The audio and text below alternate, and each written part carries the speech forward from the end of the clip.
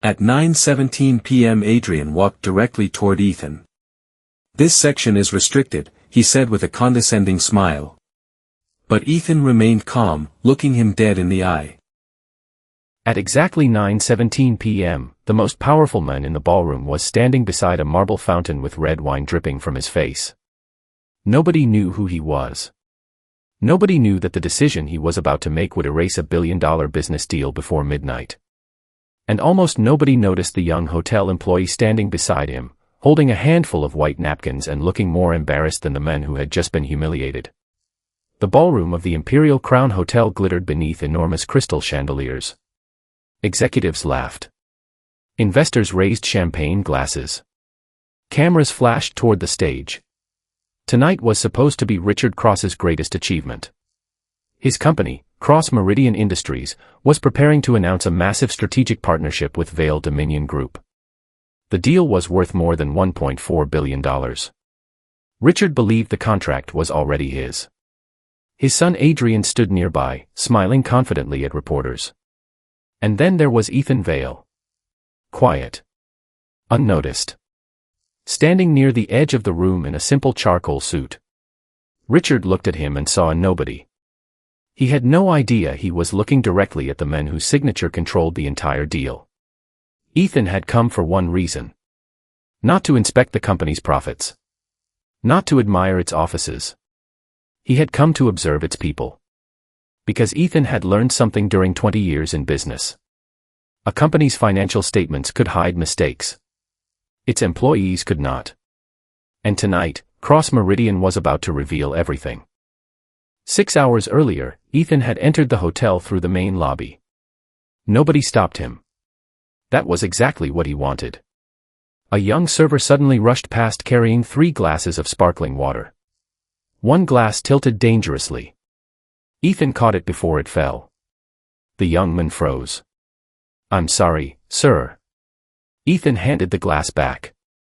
"You don't need to apologize for almost dropping something." The server smiled nervously.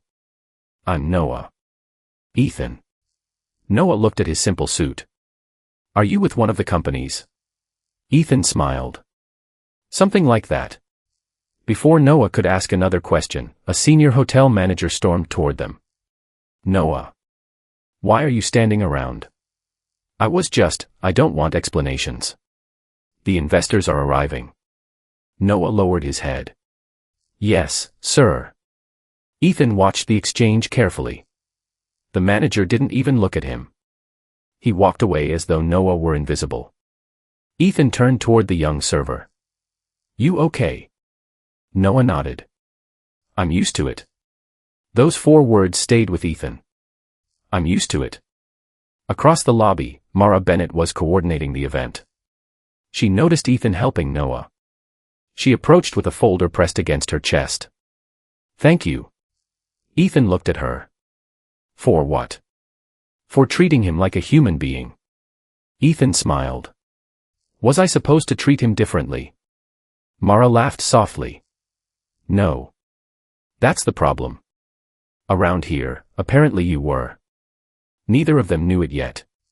But that simple conversation would change both their lives.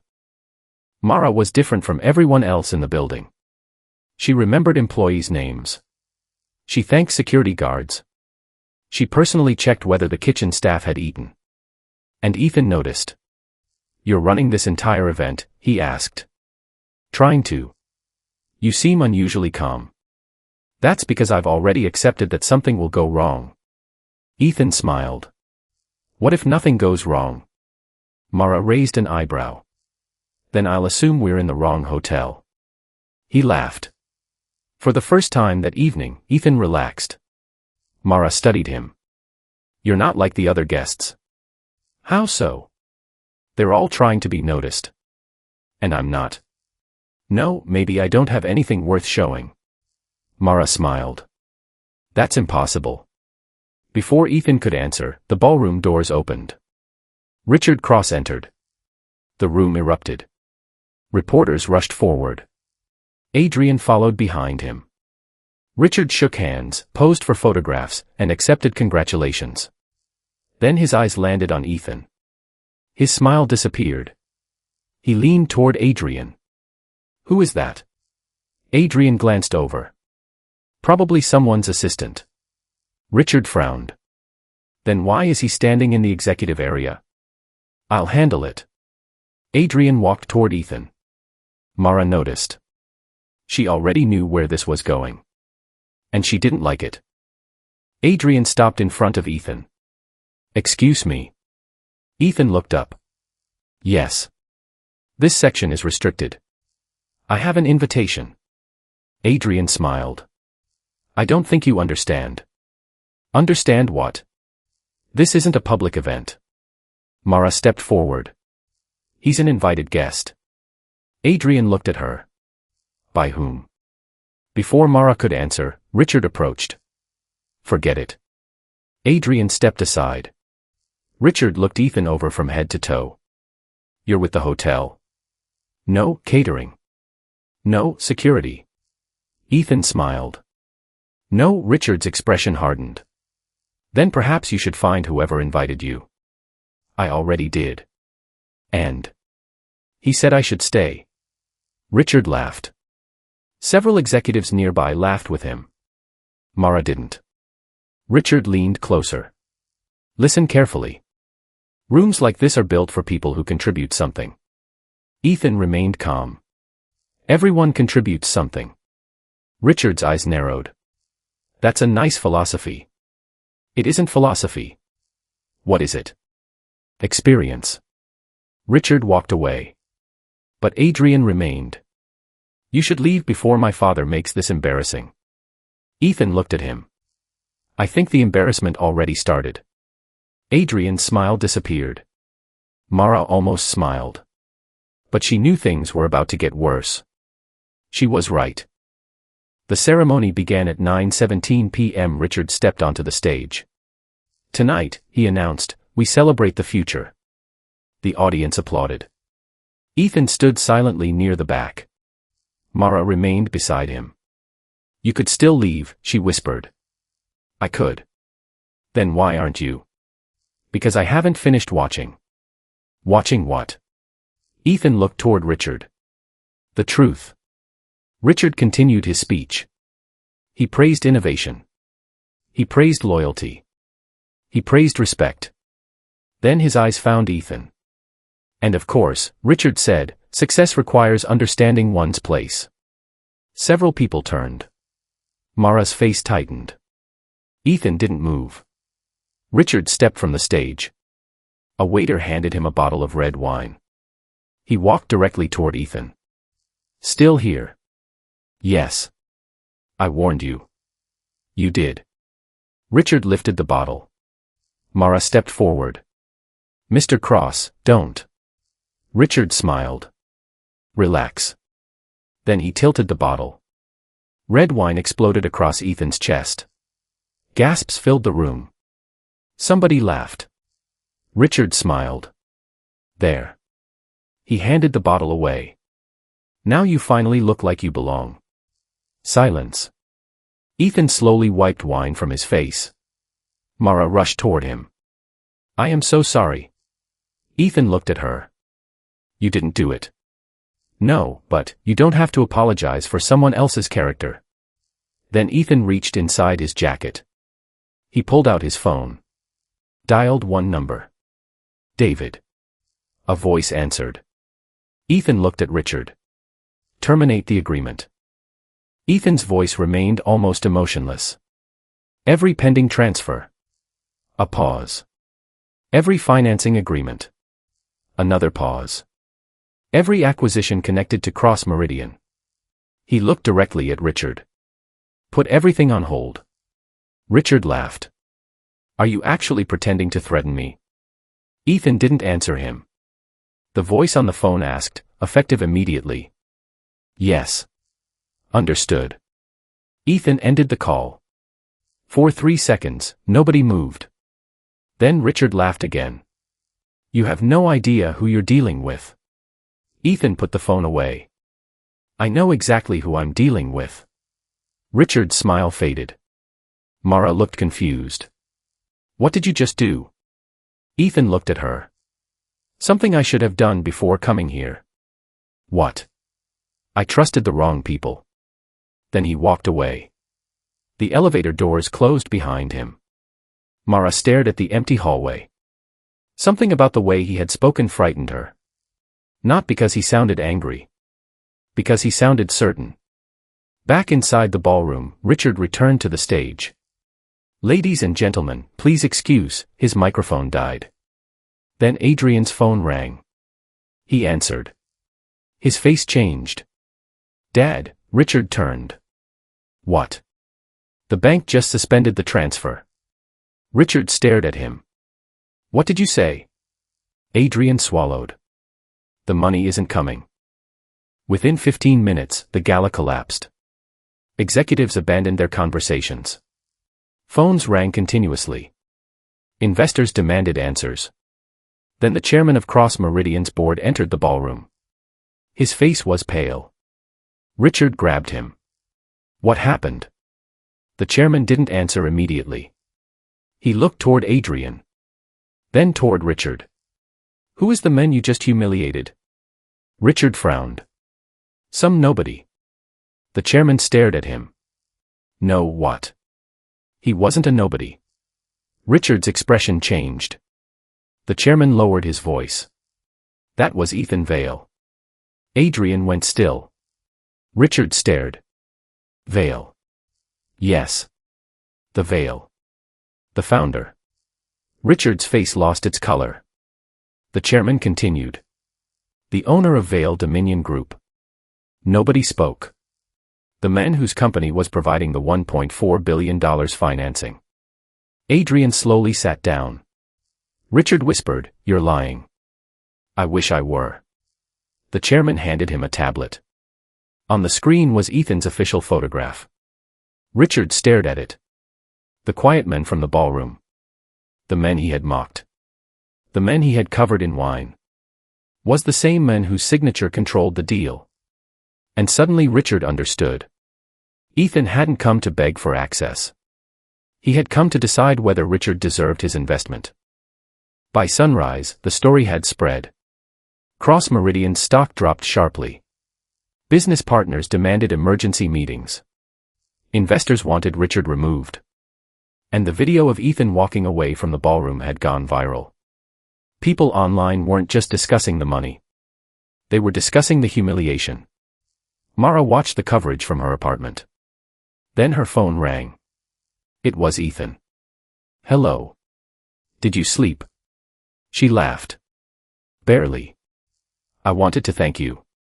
"For what?" "For standing up when you didn't have to." Mara was quiet. "You really were the owner?" "Yes. You could have told me. I wanted to know whether you would treat me differently after hearing it." "And you haven't." She smiled. Then Ethan said, "I need someone like you." "For what?" "To help rebuild something." Mara didn't understand. But she would soon. 2 days later, Richard and Adrian entered Vale Dominion's headquarters. The building was almost unnervingly quiet. No flashy decorations. No giant portraits. No unnecessary luxury. A receptionist led them into a glass conference room. Ethan entered 5 minutes later. Richard stood immediately. "Mr. Vale." Ethan nodded. Richard looked exhausted. "I came to apologize." Ethan sat down. "For what?" Richard hesitated. "For the incident." "The wine." "Yes." "No," Richard looked confused. The wine was not the real problem. Then what was? Ethan leaned forward. "You showed me exactly how your company treats people when you think they have no power." Richard looked down. Adrian spoke. "We understand now." Ethan looked at him. "Do you?" "Yes." "If that had been an actual hotel worker, would you have behaved differently?" Adrian said nothing. Ethan nodded. "That silence is your answer." Richard's voice cracked. "Please don't destroy everything we've built." Ethan looked through the glass toward the city. "I'm not destroying your company." He turned back. I'm refusing to finance its current leadership. Richard closed his eyes. The deal was over. Completely. The consequences came quickly. Richard resigned within 3 weeks. Adrian lost his executive position. Several board members were replaced. Cross Meridian survived, but only after restructuring almost every department. And Ethan made one condition clear. No future investment would be considered until the company's culture changed. Mara was invited to join the restructuring committee. She accepted. Her first recommendation was simple. Stop calling employees staff. The executives looked confused. Why? Because people aren't background characters in your company. Her second recommendation was even more direct. Every senior executive should spend 1 day each quarter doing the work they normally overlook. Some laughed. Ethan didn't. Implement it, he said. And they did. Noah became the first employee promoted under the new leadership program. The same young server who had once apologized for almost dropping a glass became supervisor of the hotel's corporate hospitality division. When Ethan visited months later, Noah greeted him. You remember me? Ethan smiled. I never forgot you. Noah shook his head. I thought you were just another guest. Ethan laughed. That was the idea. One evening, Mara found Ethan alone on the rooftop terrace. Can I ask you something? Of course. Why do you care so much? Ethan looked toward the skyline. My father worked maintenance in office buildings. Mara listened. He cleaned floors at night while executives walked above him. What happened? He died when I was 20. Mara's expression softened.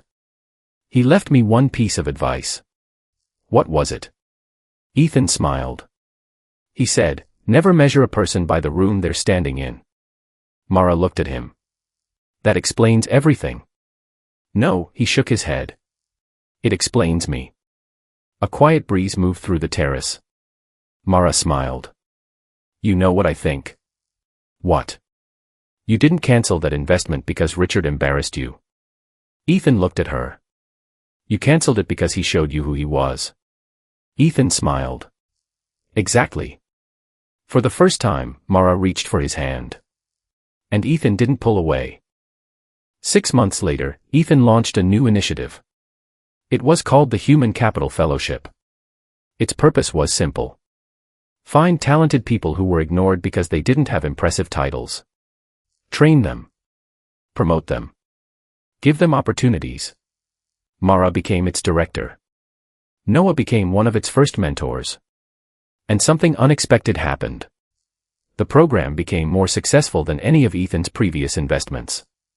Companies began competing for graduates.